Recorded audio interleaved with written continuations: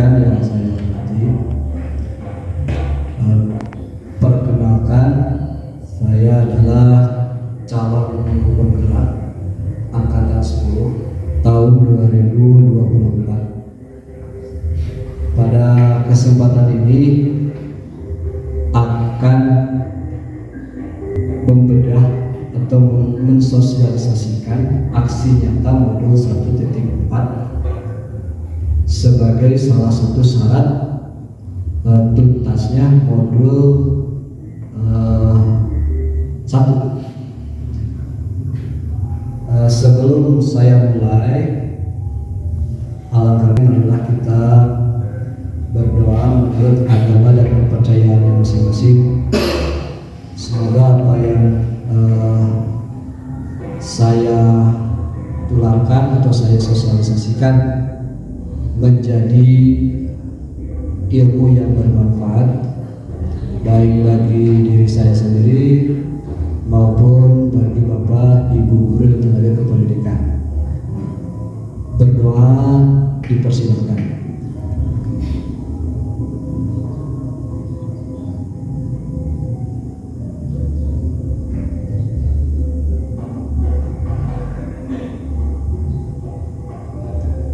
Berdoa selesai.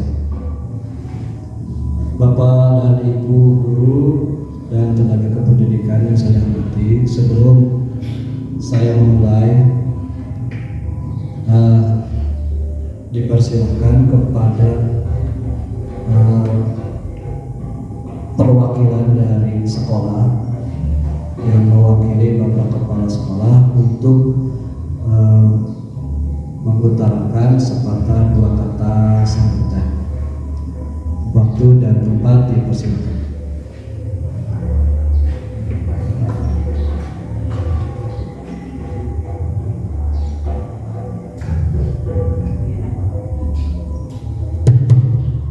Bismillahirrahmanirrahim. Assalamualaikum warahmatullahi wabarakatuh. Waalaikumsalam. Terima kasih saya ucapkan kepada Pak Helma sebagai CGP angkatan ke-10. Saya mewakili Bapak Kepala yang kebetulan pada hari ini sedang menghadiri rapat di SMP Nagde. Jadi beliau tidak bisa hadir pada kesempatan kali ini, tapi beliau berpesan khususnya untuk Pak Helma yang pada kesempatan hari ini akan menyampaikan aksi nyata modul 1.4 mengenai budaya positif. Beliau menyatakan merasa bangga bahwa di sekolah kita ada calon guru penggerak.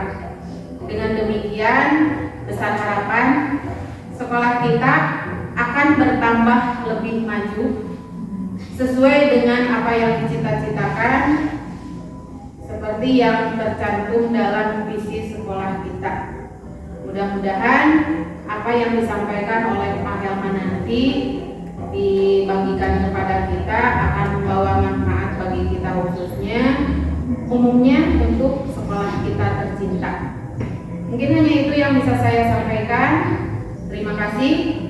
Selamat untuk Pak Helma, selamat menjalankan tugasnya sebagai calon guru penggerak angkatan 10.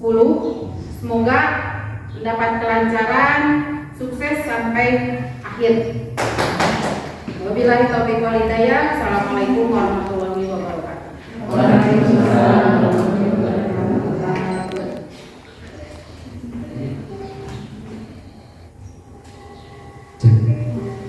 Terima kasih kepada Ibu Wakil Kepala Sekolah Bidang Kurikulum yang telah menyampaikan sepatah dua kata mewakili Bapak Kepala Sekolah. Baiklah Bapak Ibu, sebelum kita akan mulai materi tentang modul titik. Di sini izinkan saya untuk berdiri, Bapak Ibu.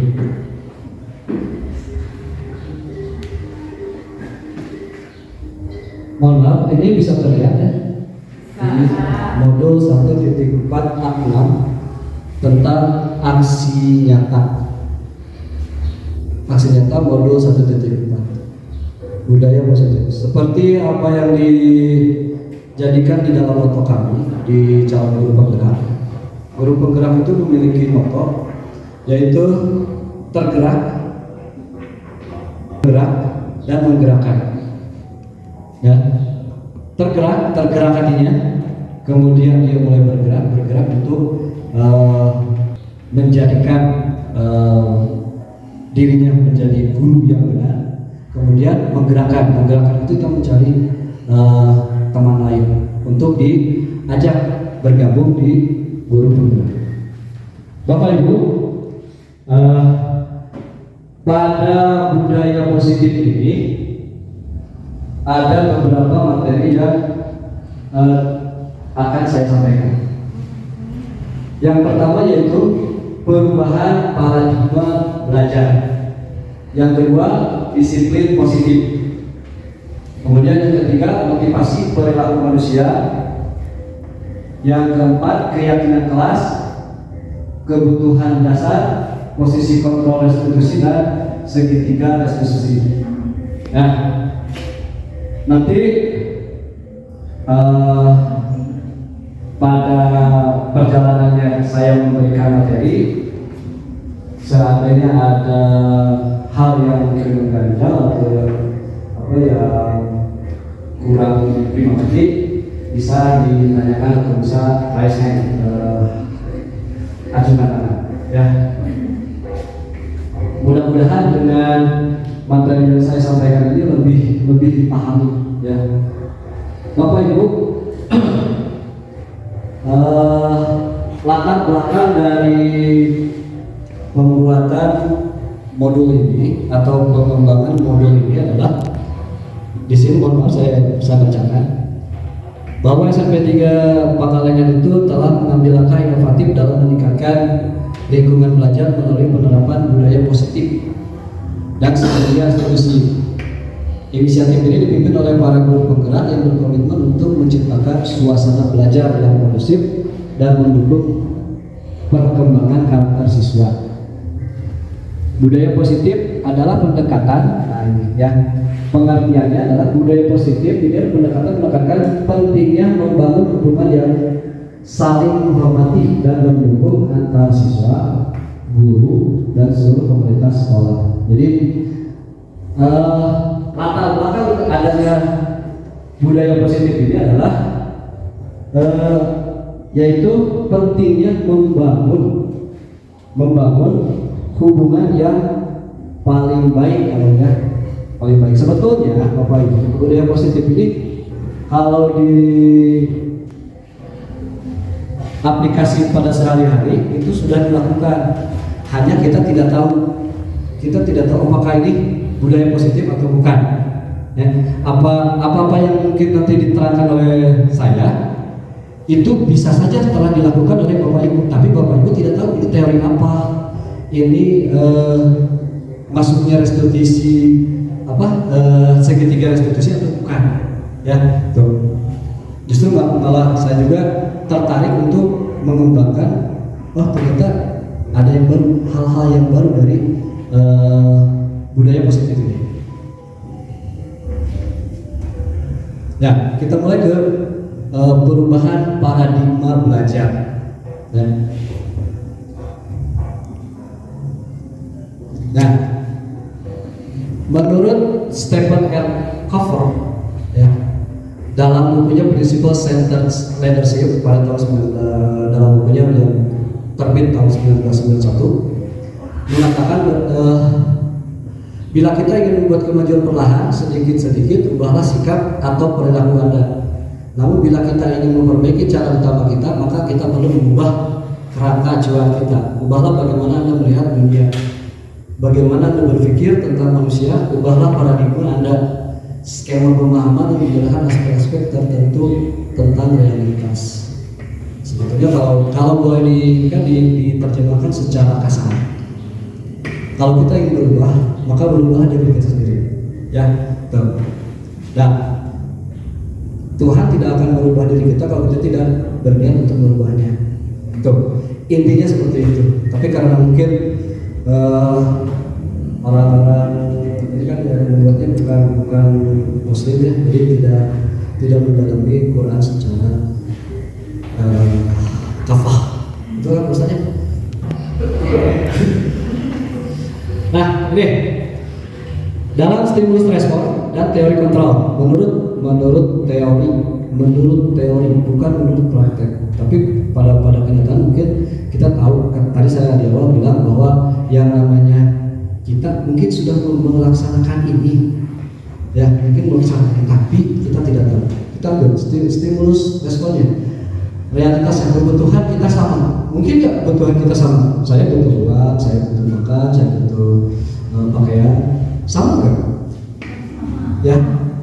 Kalau menurut stimulus respon, ya. Kalau menurut teori kontrol, kita memiliki perbedaan berbeda. Taruhlah misalnya saya makan, saya nggak makan nasi. Bapak Ibu mungkin makan nasi, saya butuh makan nasi. Ketika saya sudah makan bakso, saya kenyang. Bapak Ibu mungkin sesudah makan bakso masih lapar kan? Karena apa? Saya belum makan apa? Karena saya makannya makanan pokok. Ya, jadi bisa terima ya. Yang kedua, semua orang melihat hal yang sama secara stimulus. Kemudian teori kontrol, setiap orang memiliki gambaran berbeda. Pandangan kepada seseorang secara fisik mungkin sama kan? Saya melihat misalnya Pak Cecep ganteng, cek saya, ya cek saya. Tapi ketika Ayeuna Bu Elam melihat Pak Cecep, dah kaset Pak Bubu, gitu ya, betul nggak ya? Nah, jadi gambaran yang seperti itu ya. Kemudian yang lainnya kita mencoba stimulus respon, kita mencoba mengubah orang berpandangan sama dengan kita. Seperti tadi yang diutarakan, saya kaset, cek orang lain tentu kaset, ya. Kemudian perilaku buruk dilihat sebagai suatu kesalahan. Tapi kalau teori kontrol, semua perilaku memiliki tujuan. Ya, bisa terjemahkan ya, bisa terjemahkan.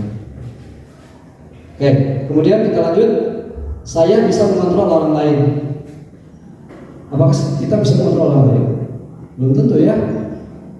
Kalau menurut teori kontrol, hanya Anda yang bisa mengontrol diri Anda. Ya. Ini singgah filosofis ya, filosofis banget ya.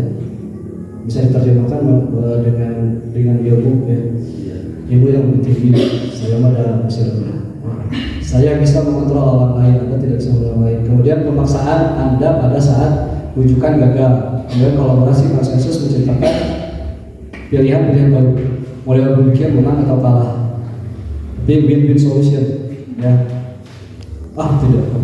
Kita pada berpikir bahwa saya kalah ketika saya ingin tampil di sini, misalnya dengan cek lain, ada penilaian segitu mah bagus nih, segitu mah ada yang kurang sebenarnya. Bukan itu yang diharapkan, tapi di sini adalah kita cara berpikir kita bisa memahami bahwa si dia mah karakternya beda dari karakter yang satu ya. Begitupun cara pemikiran kita berbeda. Lanjut. Nah ini perkataan dari KHD ya, Ki Hajar Dewantara. Merdeka tidak hanya terlepas dari perintah, akan tetapi juga kuat memerintah diri sendiri. Ya, itu merdeka. Itu arti merdeka. Sedikit flashback bahwa kenapa Ki Hajar Dewantara dimunculkan? Karena pencetus dari pendidikan itu sendiri adalah Ki Hajar Dewantara. Ya, lebih populer. Oke, yang pertama yaitu yang kedua adalah disiplin positif. Apa itu disiplin? Ada yang tahu Bapak Ibu? Disiplin itu apa? Taat aturan. Apa lagi? Bisa menahan diri. Apa lagi? Komitmen. Tepat waktu. Disiplin. Ada lagi? Cepat pulang.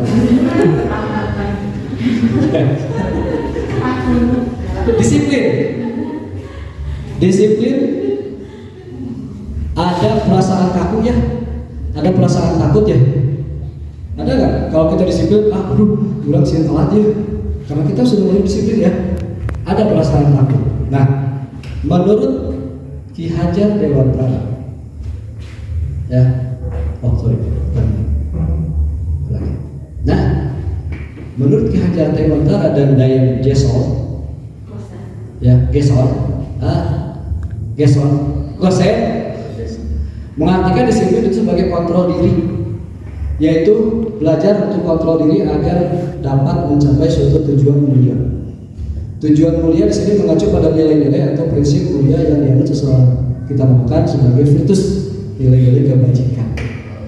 Ya, kebajikan bukan nilai-nilai kebijakan, ya, yang universal. Ini menurut teori pada dasarnya disiplin itu apa? Bapak Ibu sudah bisa menerjemahkan. Ya. Sudah mahir. Oke, saya dulu lagi. Apa itu teori kebajikan? Di sini saya mencatat ada 7 teori menurut media-media yang berkembang, ya, secara kalau kami di CGP elaborasi, ya, secara elaborasi bisa dibaca di sini menurut Ibo Librarian program PYP, ya, singkat dari itu seperti apa. Kemudian 9 pilar karakter, itu IHF, IHF. Kemudian kebijakan menurut petunjuk seumur hidup, ya, dan yang lebih utama yang kita sekarang tempuh, ya, adalah menurut profil pelajar Pancasila. Itu budaya positif yang profil pelajar Pancasila, ya, yaitu beriman, bertakwa kepada Tuhan Yang Maha Esa, dan berakhlak mulia, mandiri, bernalar kritis, berkebinekaan global, bergotong royong, dan kreatif. Itu menurut nilai-nilai kebajikan yang dikembangkan. Indonesia masih ikut. Kenapa? Karena dia selalu mengedepankan yang namanya Pancasila. Apa itu Pancasila? 5 dasar. Pancasila ada? Pancasila ada? Pancasila ada? Pancasila ada? Ada. Ya.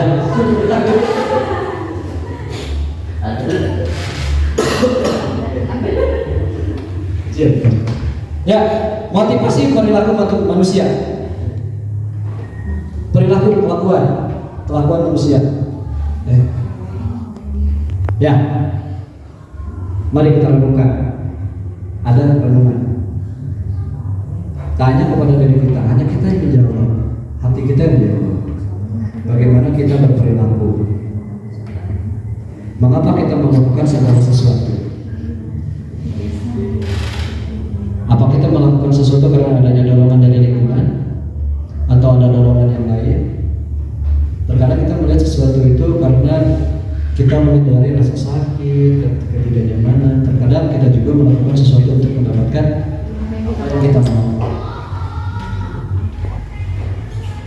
Nah, Dayan Gosen di dalam bukunya Restructuring School Discipline, 3 motivasi. Yang pertama adalah untuk menghindari ketidaknyamanan atau hukuman. Yang kedua, untuk mendapatkan imbalan atau penghargaan, reward. Ya, disiplin itu. Contohnya saya bisa jadi ranking 1 karena saya disiplin belajar, sehingga apa yang didapatkan oleh saya? Ya, saya pengen dapat piala, saya pengen dapat medali, gitu ya. Kemudian untuk menjadi orang yang mereka inginkan dan menghargai diri sendiri dengan nilai yang mereka percaya. Bisa dibaca ya, orang yang motivasinya ini kan bertanya, akan menjadi orang yang seperti apa bila saya melakukannya. Ya. Ketiga. Yang ketiga, ya, Nah, sebagai seorang guru saat Anda hadir mengajar di kelas tepat waktu, motivasi apakah yang mendasari tindakan Anda tepat waktu teh naon malah naon gitu. Tidak perlu dijawab, tapi yang dijawab tanya ya. Dosa juga sama. Ya. Apakah Anda datang tepat waktu karena tidak ingin ditegur oleh atasan Anda, atau kemudian mendapat surat peringatan, atau Anda yang mendapatkan pujian dari atasan, ya, mendapatkan penghargaan sebagai karyawan tentunya yang berprestasi, atau Anda ingin menjadi orang yang menghargai waktu? Menghargai diri Anda sendiri adalah sebagai teladan bagi murid-murid, karena wah si ibu etama, si bapak etama anjing kene kadina oge, sehingga dia termotivasi untuk lebih pagi.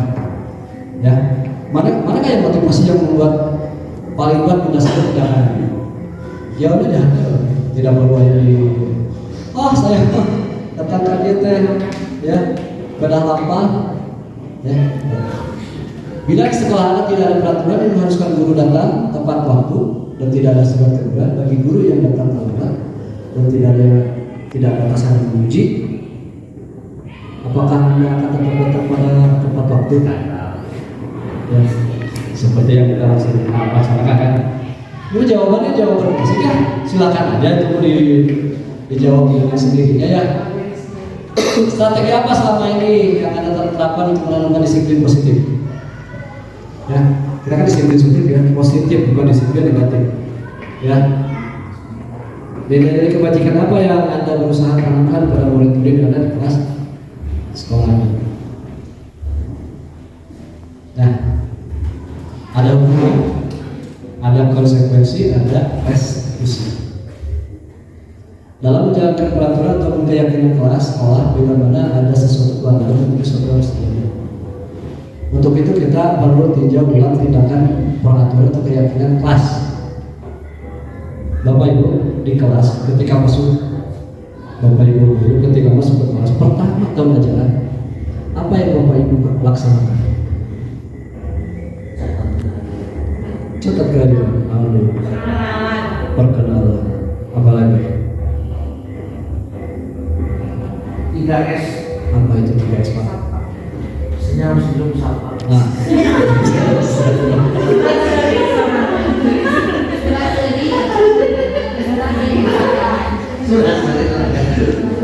sudah sering sorangan ya. Oke. Bapak Ibu, kalau menurut teori dari disiplin positif, ketika Bapak Ibu masuk ke kelas, yang harus Bapak Ibu laksanakan adalah meyakinkan guru kelas, kemudian buat aturan baik. Nah, kita buat aturan baik. Ketika saya masuk, apa yang akan kamu lakukan? Tahu? Apa yang harus kita lakukan? Apa tanggung jawabnya? Sehingga anak itu akan termotivasi. Pak, saya belajar matematika beri hanya barakakan. Bari makan Pak, biar saya tidak ribet Pak dan stres. Boleh? Boleh. Nanti ada kelasnya kesepakatan kelas. Ya. Kemudian ketika masuk, Pak, saya mau makan permen aja. Saya ingin di depan meja saya ada makanan banyak, sambil tidak makan depan lantai. Yo, sambil mari boleh boleh? Kesepakatan kelas. Yang pertama kita masuk ke kelas adalah ada kesepakatan kelas. Yakinkan dulu, sehingga mereka ikut bertanggung jawab. Hukuman, konsekuensi, dan restitusi akan begini. Restitusi ini nanti di akhir saya akan bahas. Nah, apa itu perbedaan hukuman? Apa itu konsekuensi? Apa itu restitusi? Bisa dibaca di sini. Sama saya juga. Sesuatu yang dilakukan. Hukuman. Nah, di sini. Maaf ya. Ini mungkin kurang ini. Nah, berdasarkan bagian di atas mereka menunjukkan bahwa hukuman sifatnya tidak terencana atau tiba-tiba bersifatnya satu arah. Kemudian dari pihak guru memberikan, ya, hukuman. Apakah siswanya memberikan hukuman? Si bapak telat, hukum. Ada nggak? Ada yang berani? Tidak ada. Tapi hukuman itu datangnya dari guru. atau yang lebih dituakan. Ya, biasanya itu. Hukuman yang biasanya berupa fisik. Ya. Jangan berupa ayana disuruh nyanyi, enggak ya. Ada psikis jarang ya kalau psikis disuruh ini ya. Tapi biasanya kalau misalnya jangan taisan ketika melaksanakan hukuman terkerjakan PR kemana lupa muridin laporan selama 50 keliling ya. Nah, sementara disiplin dalam bentuk konsekuensi sudah terencana dan sudah disepakati. Konsekuensi harus dijalankan ya. Berarti hukumannya mengikat. Ya. Nah, dibuat oleh pihak guru atau pihak sekolah. Yang mungkin Bapak Ibu baca di tempel di tata tertib itu sebuah hukuman dengan konsekuensi. Saya kemarin ketika di lokal karya 2 menerangkan bagaimana Pak kalau misalnya ada anak yang tidak diantarkan oleh orang tuanya, karena kan surat tata tertibnya motor saja maksudnya ada angkutan umum ya, kenapa tidak naik ke umum ya, tinggal bayar 8.000 per minggu dah ya tuh. Tapi kan tetap orang tua berpikir banget. Oke, bisa dibaca ya, udah kita lewat aja ya. Keyakinan kelas ya, kita maraton aja ya. Pembentukan keyakinan kelas atau sekolah. Keyakinan kelas bersifat lebih abstrak daripada peraturan yang lebih rinci atau konkret. Keyakinan kelas bisa berupa pernyataan universal menyeluruh. Universal itu luas ya, luas. Pernyataan keyakinan kelas senantiasa dibuat dalam bentuk positif. Ya, dalam bentuk positif. Bisa dipahami ya, positif ini bentuk positif. Keyakinan kelas hendaknya tidak terlalu banyak sehingga mudah diingat dan dipahami oleh semua warga kelas. Seperti kemarin ketika saya memaparkan sebuah visi, sebetulnya apa visi yang sekolah juga saya sudah mencakup ya ke sekolah itu. Jadi saya lebih perlebar untuk perkhusus dengan visi saya adalah serap. Mudah diingat, serap, smart, edukatif, religius, aktif dan berkarakter. Sudah dicakup di visi sekolah itu. Ya, ketika saya telah kembali, oh ternyata ini sudah benar. Gitu ya. Keyakinan kelas sebaiknya sesuatu yang dapat diterapkan di lingkungan tersebut. Smart, edukatif, kemudian religius itu kan keagamaan, aktif itu lagi cicingan ya. Tapi aktif itu bukan aktif yang kudu makan kayak itu tadi, bukan ya.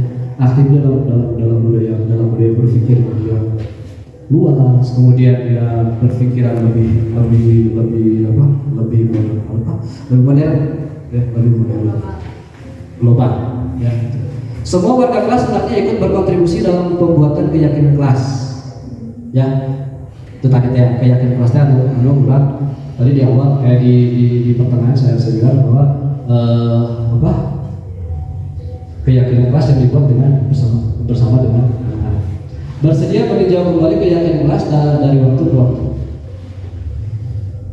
Nah ini contohnya kesepakatan kelas. HP dimatikan atau tidak dibunyikan. Ini kan sebuah kesepakatan kelas ya.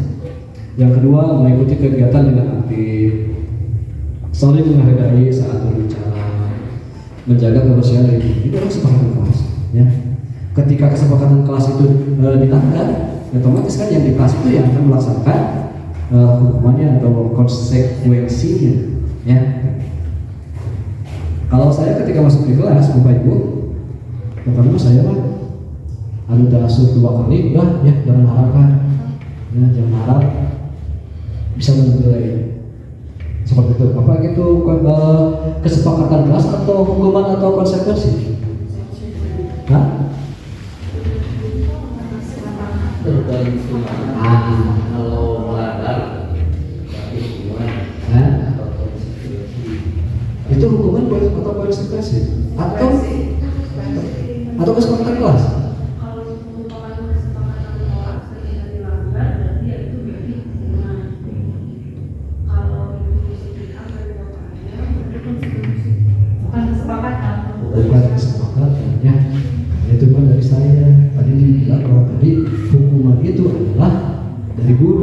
kalau konsekuensi itu dari sekolah, ya kita yang menyusun. Kalau kesepakatan kelas kita bersama kelas, ya. Kalau misalnya di sini saya tambahkan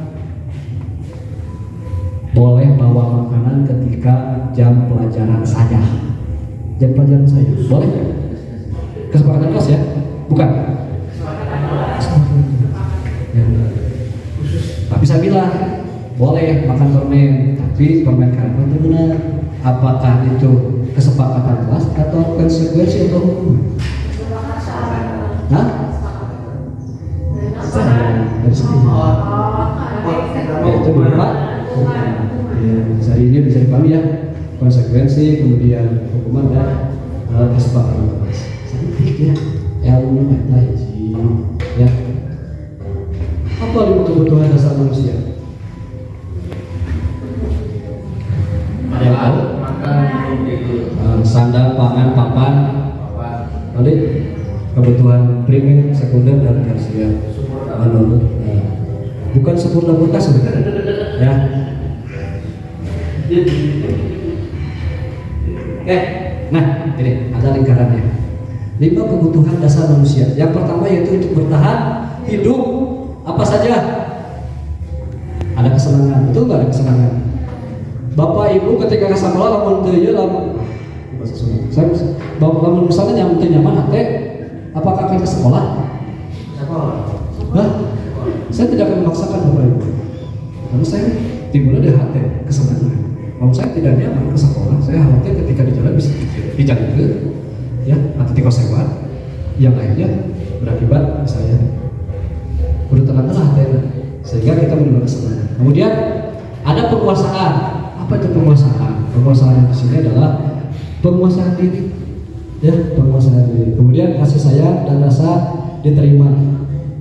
Kemudian yang kelimanya adalah kebebasan. Bapak ibu harus bebas. Ketika datang kalian mudah-mudahan, ya, saya datang ke sini tepat waktu karena tadi apa? Disiplin, ya, disiplin. Ini benar. Mari kita lihat. Nah, apalagi semua orang senantiasa berusaha untuk memenuhi kebutuhannya dengan berbagai cara. Bila mereka bisa mendapatkan kebutuhannya dengan cara positif, mereka bisa melanggar aturan. Saya mencatat ini meramu, ya, meramu. Nah, Glasser mengatakan bahwa kapasitas untuk berubah ada di dalam diri kita. Lamun hayang ngarubah, hanya di diri kurang. Jangan kita berpikir ke ulah berubah ku si A atau si B. Memang ketika bapak ibu selagi muda berbobogohan pasti saya berubah berdasarkan pacar saya, dasar kelas. Tapi ketika bapak ibu datang ke sekolah, bapak ibu sudah menikah, bapak ibu bukan ngasih bapak jalan bapak kepada bapak ibu menentukan bisnis. Ya, maka perubahan bergabung positif dalam dimulai mencari solusi untuk memenuhi kebutuhan itu dengan cara yang positif. Nah ini dalam berita tinggal ini jawablah pertanyaan dulu. Siapa orang yang paling penting dalam hidup Anda? Ya, masukan ke lingkaran itu. Kemudian nilai-nilai kebijakan apa yang terpenting dalam hidup Anda? Ya, apa? Terus kalau Anda menjadi orang yang ideal, karakter atau sifat apa yang paling ingin Anda pada diri Anda? Sama yang bagus, yang baik, saya ketika aku budak teh, saya si beberapa maka saya ganteng kaum, ya. Ada ya, ini seperti itu ada. Apa pencapaian Anda yang Anda sangat banggakan? Oh, saya bagus jadi S2 katanya. Yang katanya belum judisial, belum judisial, dah lulus, selamat ya. Apa pekerjaan ini bagi Anda? Apakah menjadi guru sesuai dia? Apakah itu sudah cita-cita Bapak? Saya tidak. Saya dulu tidak bercita-cita jadi guru, tapi ketika tidak ada pekerjaan lain, saya langsung jadi guru. Ya. Ya terpaksa ya. Tapi saya nikmati ketika nikmat itu, ya kata Pak Ustaz itu adalah apa? Nikmati apa yang kita apa yang kita dapatkan. Alhamdulillah murid saya ada di sini, ya. Murid saya.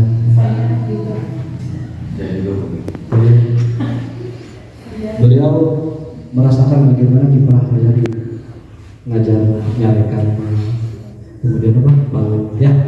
Dan saya lupa ya disuruh ceritakan bagaimana perjalanan hidup Anda. Oh kan sudah diceritakan ya, di mana Anda merasa itulah titik puncak kehidupan saya sampai sekarang. Apa yang menjadi titik puncak? Apakah sekarang Bapak Ibu sudah merasakan bahwa apa yang Bapak Ibu raih itu adalah sebuah titik puncak? Hah? Yang dijawab diri kacau. Tapi jujur saya katakan Bapak Ibu, saya lebih menikmati jadi guru honor daripada guru PNS. Kenapa saya menikmati guru honor? Saya menikmati karena guru honor jadi bebas. Pikiran saya kemenangan. Ya. Ketika saya jadi PNS, saya merasa ada hukuman, ada konsekuensi yang harus saya kembangkan. Kamu pakai ini kan pakaian besi, ya, pakaian besi, cara besi, setelah besi. Ada kena orang tinggal di bawah ya. Seperti itu bebas. Tadi kan perilaku hidupnya ya kebebasan. Apakah saya tidak bisa bebas? Bisa bebas, tapi bebas berpikir, ya berpikir. Apa yang paling bermakna dalam hidup Anda? Menikah. Betul? So, bentar ya, tolong ya. Iya, saya kasih. Oh, insyaallah ada. Setiap manusia itu diciptakan berpasang-pasangan. Pak, ada yang nonton ke dalam video orang, ini kalau bulan ya. Posisi kontrol. Posisi kontrol. Kontrol itu apa? Bapak ini? Ya, ada kasus. Ada 2 kasus. Tisa dan Hana dipanggil masuk ke ruang Ibu Santi, ya, kepala sekolah SMP Harapan Jaya. Kemudian Ibu Santi baru saja mendapatkan pengaduan dari ibunya Tisa bahwa Hana menggunakan kata-kata kasar dan merendahkan Tisa di sosial media. Bullying, cyber. Kasus yang kedua, Anto jarang sekali hadir di pembelajaran jarak jauh, daring ya. Dan pada saat hadir, Anto seringkali menggunakan kata-kata kasar, ya. Nah, di kolom chat mengejek teman-temannya, Santi kan, bullying. Hal ini sangat mengganggu dan orang tua untuk mengikuti pembelajaran daring menunjukkan tentang perilaku Anto. Bila ada seorang kepala sekolah, yuk kita berpikir dulu, karena kurang. Mudah-mudahan jadi doa kita jadi kepala sekolah atau jadi manajer, ya. Soal penerapan disiplin apa yang akan Anda lakukan pada kasus Hana dan Anto? Terus kenapa? Ya? Oke, mencari benang merah. Mencari benang merah. Benang merahnya apa? Ya, kenapa Anto suka membuli atau temennya Tisa, yaitu karena selalu berkata kasar di media sosial. Itu pasti ada latar belakang. Ya. Mencari latar belakang masalah. Ya, kenapa kamu melakukan itu? Bapak Ibu, kalau secara hukuman konsekuensi dan restitusi, ini akan jadi ramping. Bapak Ibu akan coba, ayo kita aja. Bapak sebagai guru, Ibu sebagai guru, kalau misalnya ayah bisa juga, baik dikumpulkan. Kalau saya, kalau untuk mencari latar belakang apa kan bisa jadi banyak faktor ya yang tidak bisa kita kendalikan. Yang bisa kita kendalikan adalah anaknya kan, yang siswa kitanya. Jadi mungkin penanggulangan atau singkatnya itu penanggulangan secara spontan itu dia membuat anak untuk tidak melakukan itu kata-kata kasar di ojek, dan sebagai hukumannya belajar untuk menggunakan kata yang baku gitu. Ya. Jadi itu artinya teh kamu harus berbicara atau mengetik itu dengan kata yang bagus, jangan kata yang kasar. Setuju?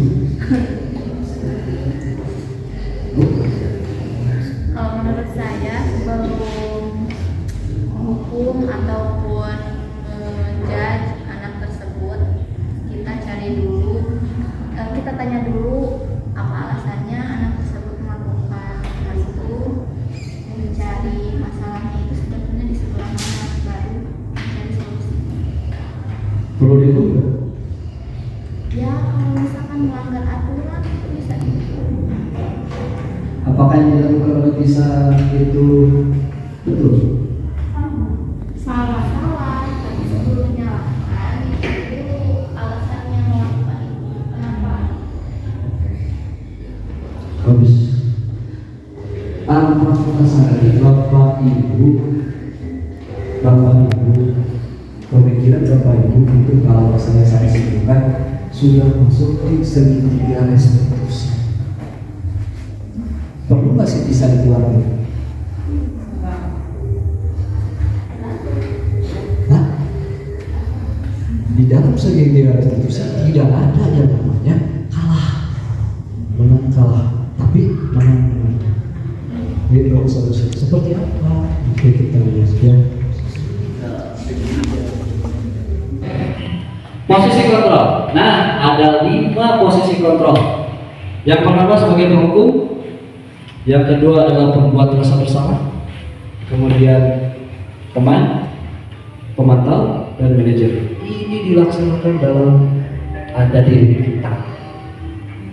Penghukum dina kasus di kasus si Tisa dan si Hana. Tisa, kamu salah. Hukum nggak? Ya. Pembuat rasa bersalah? Udah boleh mah cek si Hana kan? Cek si budanya Hana kan? Dan si Etam mah udah nggak boleh wae gitu ya. Nah, jadi merasa bersalah. Kenapa membuli? Iya, membuli. Nah, anu sahur Pak Isan tadi, kenapa kamu membuli? Dia bersifat sebagai pengontrol, friend, sebagai teman. Ya, hari pemantau sah. Kepala sekolah.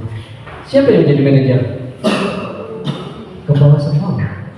Ya, jadi posisi kontrol itu ada penghukum, pembuat rasa bersalah, teman, benar. Maka Bapak Ibu bersikaplah di sini seperti 5 posisi kontrol ini. Ya, mari kita bersikap seperti ini. Penghukum, pembuat rasa bersalah, teman, pemantau. Saya di sekolah, ketika saya di SD, ketika saya masuk SD, saya tidak ingin bersifat berkarakter seperti saya seorang guru. Tapi saya ingin mesti saya hanya jadi baturan maneh, saya hanya jadi musuh maneh, saya hanya jadi ilmu maneh, saya jadi ilmu maneh, ya, sehingga anak-anak itu merasa nyaman. Si murid-murid yang ada di sekitar itu nyaman. Pernah saya marah? Iya. Sifatnya manusia. Pernah saya nendang? Nah. Jadi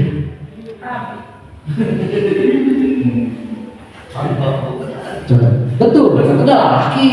Lalu lain laki lain aja, ya, musafah, ya, oh.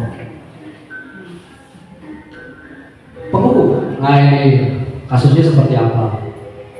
Baca. Ini membuat rasa bersama.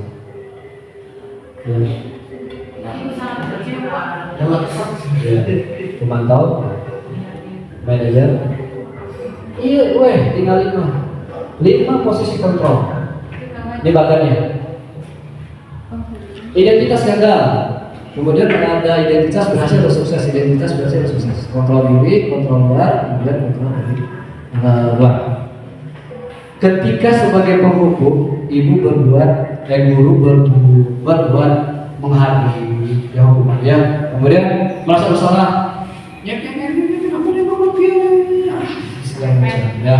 Diomongin. Apa yang dia ngomong teh? dinasehati. Disebutkan. Teman, tadi membuat alasan-alasan untuk muridnya. Kamu tuh sebetulnya sudah baik. Ya, dia bilang nanti murid diangkat. Begitu. Pemantau murid itu dan mengukur sejauh mana kamu melakukan kesalahan itu. Nanti akan lebih jelasnya di restitusi di segitiga restitusi ya. Ya, keyakinan kelas. Apa itu keyakinan kelas? Bersifat abstrak. Ya, keyakinan kelas berupa pernyataan kelas segitiga restitusi. Apa itu restitusi? Ini hal baru. Di dunia pendidikan ini hal baru. Di Merdeka belajar ini hal baru.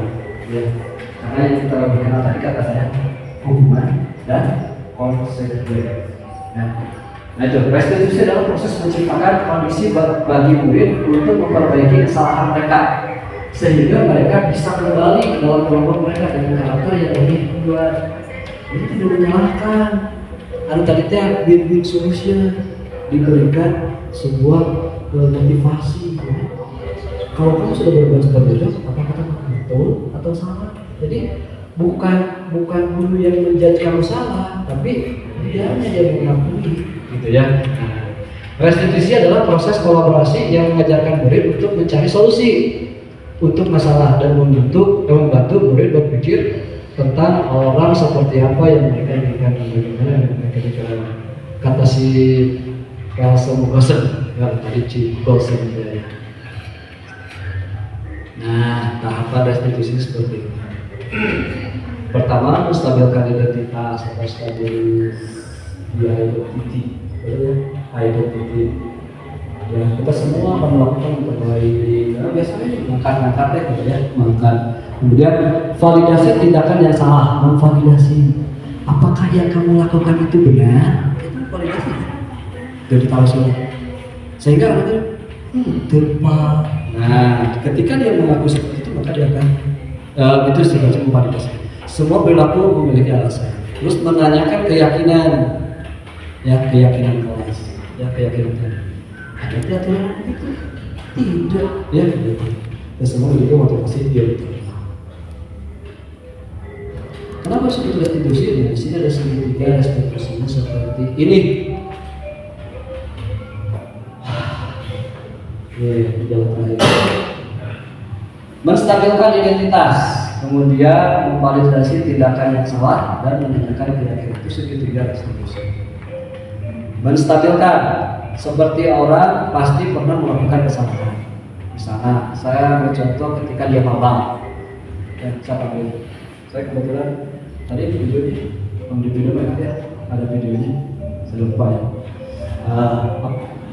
Nanti saya tanyakan di videonya segitiga restitusi. Seperti pernah melakukan kesalahan, kemudian kamu bukan satu-satunya yang pernah melakukan ini, ya. Kemudian dia akan naik ke sisi dari ke pertama ya. Adakah cara yang lebih efektif untuk melakukan apa yang kamu lakukan? Kemudian kamu tentu punya alasan mengapa melakukan itu, ya.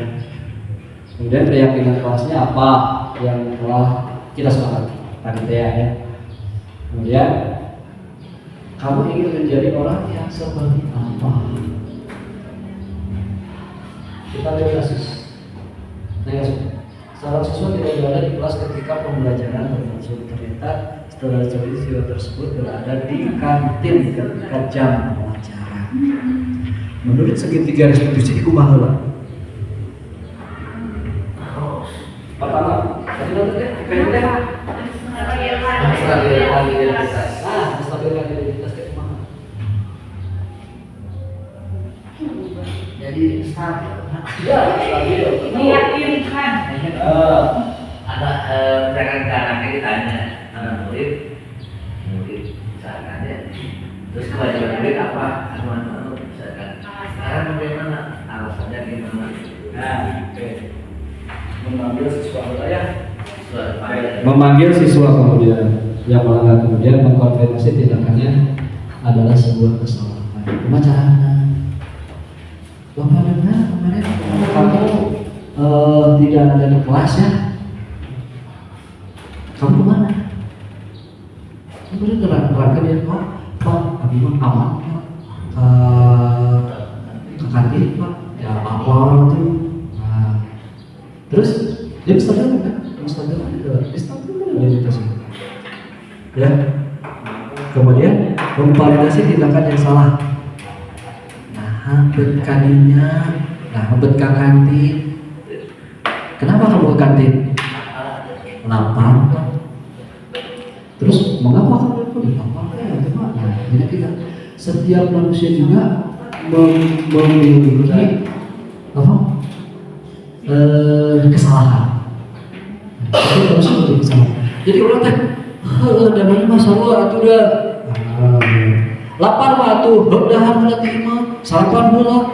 Bukan begitu ya, tapi kita menstabilkan identitas, kemudian memvalidasi setiap manusia juga pasti dia akan lapar karena kita butuh hidup ya. Apakah yang kamu lakukan itu benar? Ini aja ya. Validasi benar gak? Iya. Nah, yang ketiganya apa? Tadi menanyakan keyakinan lalu itu ngalakukan kurang ngalakukan itu, apakah itu salah atau benar? Salah Pak. Nah di rumah itu apa? Kan mungkin dari anak dia akan muncul ya, maaf Pak, malah Bu saya melakukan ini karena saya sudah kebelah kelaparan ini. Nanti saya kedepannya tidak akan melakukannya lagi karena apa? Tadi itu yang sudah ada kesepakatan kelas, ya. Coba kalau kesepakatan kelas tadi disebutkan, ayo kita kesepakatan kelas kita makan di kelas. Wah, baru kamu ke kelas naik ke kantin ya? Makan. Karena si manusia adalah bertahan, kebutuhan manusia bertahan. Ya. Paham? Ya, sehingga Mario Teguh.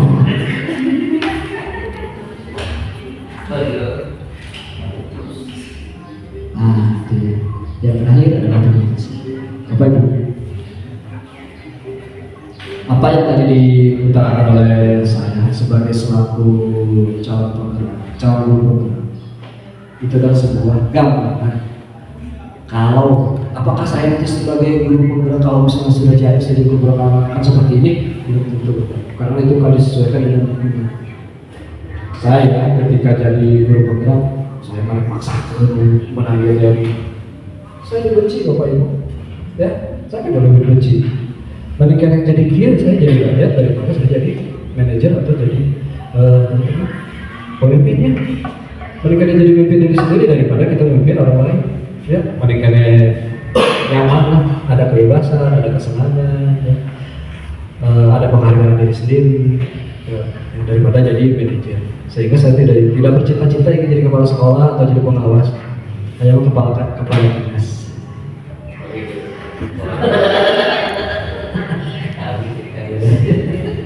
Ya, Bapak Ibu, sampai di sini ada pertanyaan?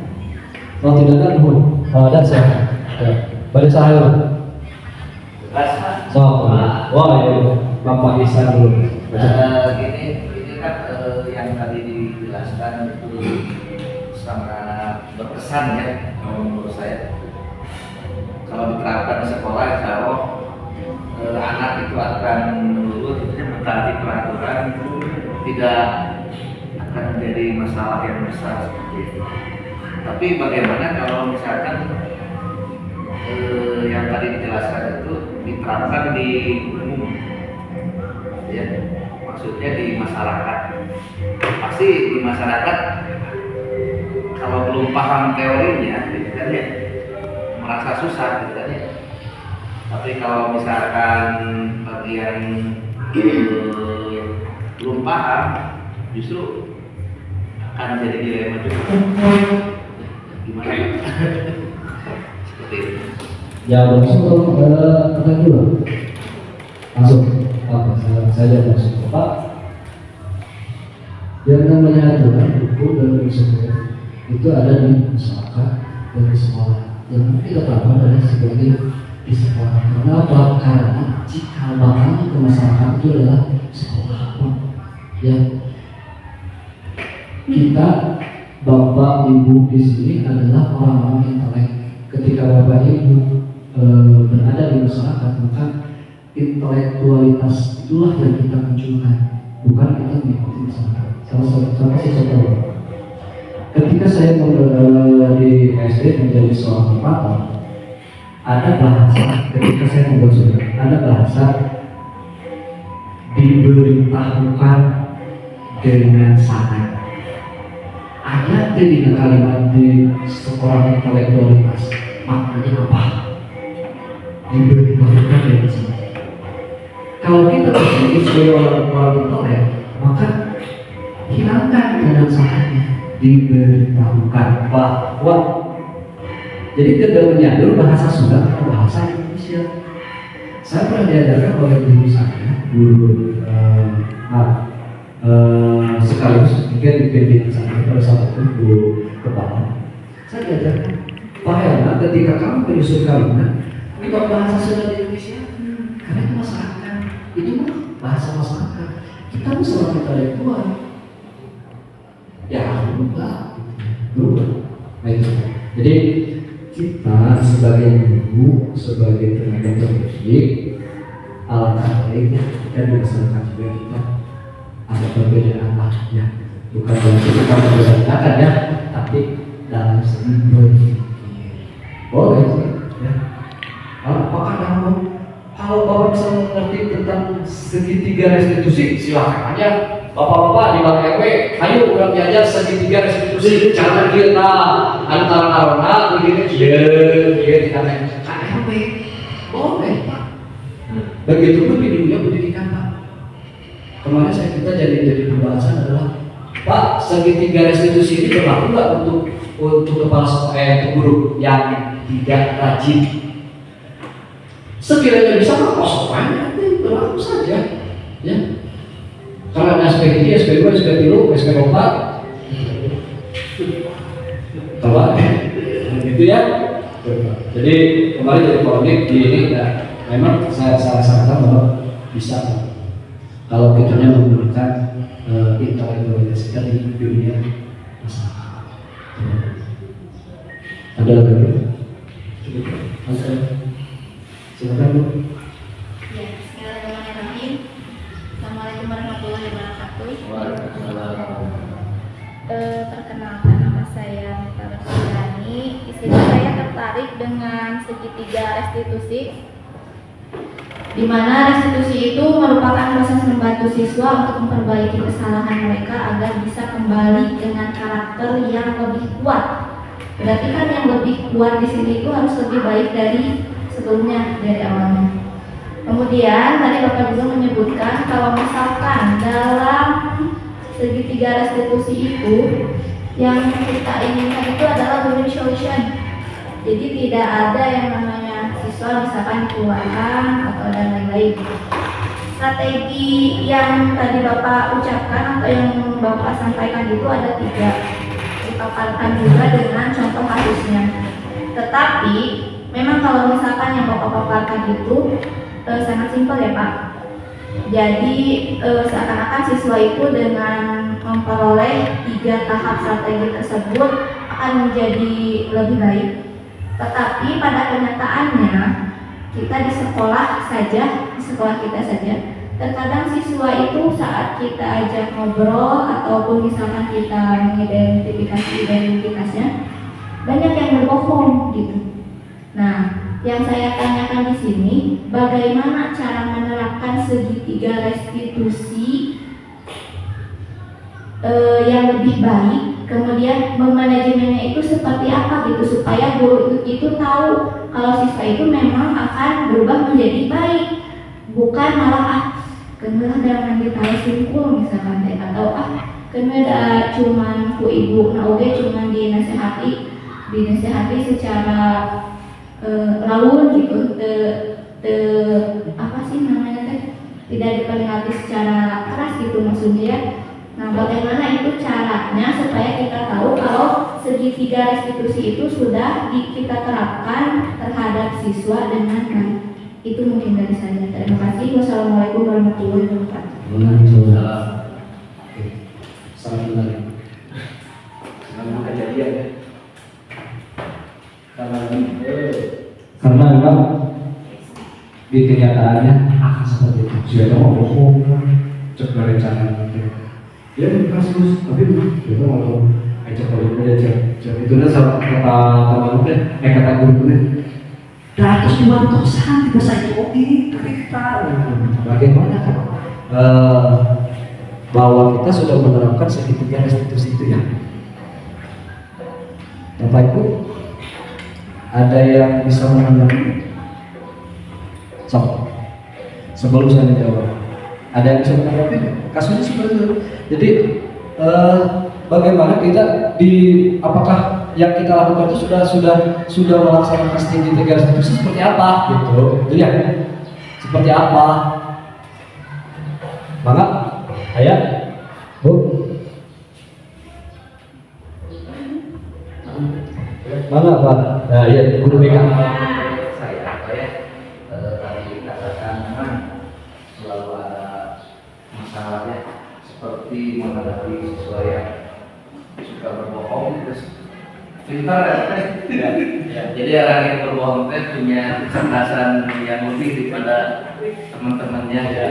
Nah, mungkin nanti di dalam prosesnya kita bisa, kalau istilah Sundanya menyelaksak gitu, nyelaksak anak tersebut kenapa sampai berbohong kan, tidak, atau diberikan suatu gambaran bahwa yang namanya berbohong itu akan menghancurkan segalanya, gitu ya, segalanya.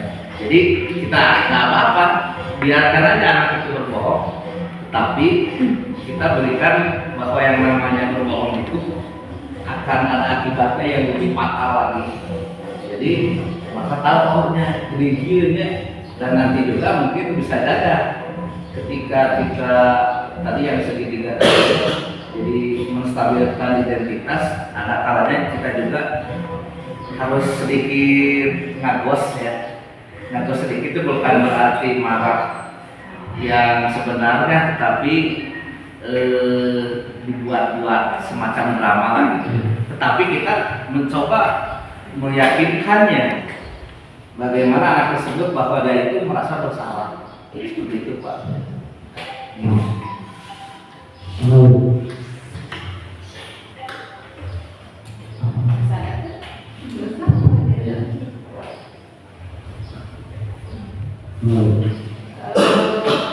Menanggapi dari pertanyaan yang disampaikan oleh Mbak Meta, menambahkan tentang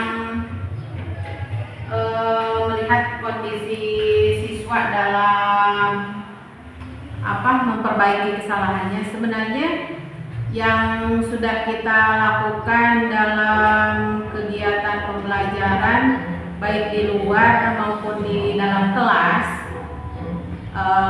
terutama menghadapi salah satu kasus mungkin yang dihadapi oleh siswa, sebenarnya kita sudah mungkin sering dikategorikan bahwa kita itu sudah melakukan berada dalam segitiga restitusi tadi. Kita mengidentifikasi masalah, kenapa anak itu sampai bertindak seperti itu, dengan segala macam alasan.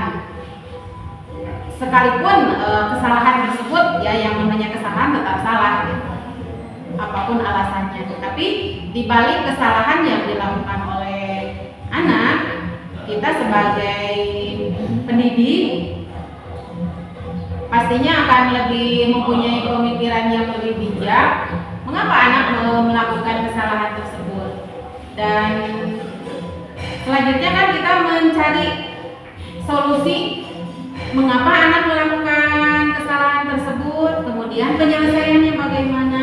Nah, ketika anak sudah menyadari bahwa apa yang dilakukan itu salah, kemudian besok atau lusa atau di waktu-waktu yang akan datang dia merasa meyakini bahwa apa yang dilakukan itu salah, saya yakin anak tersebut kalau kita ajak bicara, bukan lebih dinasehati. Kadang anak kan kalau dinasehati kan tenang upami saura kasarna di pepatahan makan lebih keras lagi gitu. Anak terkadang menjadi lebih jauh dari kita. Tapi kalau ketika anak diajak ngobrol secara dari hati ke hati, mungkin kita memposisikan pendidik, bahwa kita sebagai pendidik itu ketika dalam menyelesaikan masalah dengan siswa itu memposisikan kita mungkin sebagai orang tuanya, mungkin sebagai teman, maka solusi-solusi untuk kedepannya agar anak tidak melakukan kesalahan, apalagi kesalahan yang sama, akan lebih mudah solusi tersebut dicari. Atau dulu kan? Oke. Bisa dibantu. Kalau kita kata tadi Pak Isa Dewa, kita tarik ke dunia. Ini Pak Isa bilang bahwa dua aja itu sama, sama. Ya, buat bahwa itu saya masalah. Tapi dibuat lagi dengan bahasa yang lebih halus. Ya berarti nggak judgement itu salah. Tapi dengan sedikit segitiga restitusi ini kita menstabilkan identitas kita. Ya kan adalah kenaikan. Itu kata Dewasa. Kembali kalau bukan salah oke. Ya, dan kamu dibilang di awal bahwa setiap manusia melakukan kesalahan. Dan manusia tempat salah, baik tempat itu dari malaikat. Ada salah itu dari jin, dari setan kan gitu ya. Bahasa itu yang kita tanamkan di hati anak dengan catatan tadi ada satu yang menanyakan keyakinan saya, ya self belief, self belief ya, self belief ya, keyakinan di kelas rumah aturan itu kan. Oh iya Pak, kan saya tidak menang gitu. Baca aturan kita ada hukuman, ada prosedur, dan ada restitusi. Lain tingkatan. Ketika dia melakukan itu lagi, ya wayah beda kita sebagai guru ya. Dan manusia itu saling mengingatkan, karena dalam berjalan seperti itu ya di kelakuan usaha. Tapi kita tidak ingin ya anak kita salah ya, tidak ingin anak kita terjerumus. Mari kita sama-sama, saya, kemudian Pak Isa. Walaupun di sini Bapak Ibu basicnya bukan dari BP bimbingan karir dan kejuruan, tapi saya yakin Bapak Ibu pernah menerima materi tentang psikologi sekolah. Ya, kalau tidak salah di S1 ada psikologi pendidikannya, begitu ya di Indonesia. Saya masih ingat itu karena saya pakai jeans, itu hukumannya ada aturan, tidak boleh pakai jeans kurungan. Betul itu. Sampai sekarang saya ke sekolah alhamdulillah tuan nggak mau jeans. Kenapa? Nah, psikologis pendidikan dari sekolah malah lain tempat ngurang gaya, tapi kita menyamakan duduk sama tinggi, berdiri sama rendah. Ya, duduk sama rendah, duduk sama tinggi. Alhamdulillah. Oke, Bapak Ibu, ada lagi yang ditanyakan? Atau cukup? Kalau sudah cukup, time is up. Ya, bahasa Inggris ya, time is up. Cukup. Tepuk tangan untuk Bapak Ibu ya. Terima kasih Bapak Ibu. Walaupun memang penyampaiannya agak sedikit campur sari, kemudian bahasanya campur aduk, mudah-mudahan Bapak Ibu lebih memahami, lebih paham. Mudah-mudahan kita kerja bersama-sama, Bapak Ibu ya. Sebagai penutup, marilah kita mengakhiri kegiatan ini dengan bersama-sama mengucapkan hamdalah. Alhamdulillahirrahmanirrahim. Diakhiri dengan pembacaan doa. Rabbana atina fid dunya hasanah wa fil akhirati hasanah wa qina adzabannar. Billahi taufiq Wassalamualaikum warahmatullahi wabarakatuh. Waalaikumsalam warahmatullahi wabarakatuh.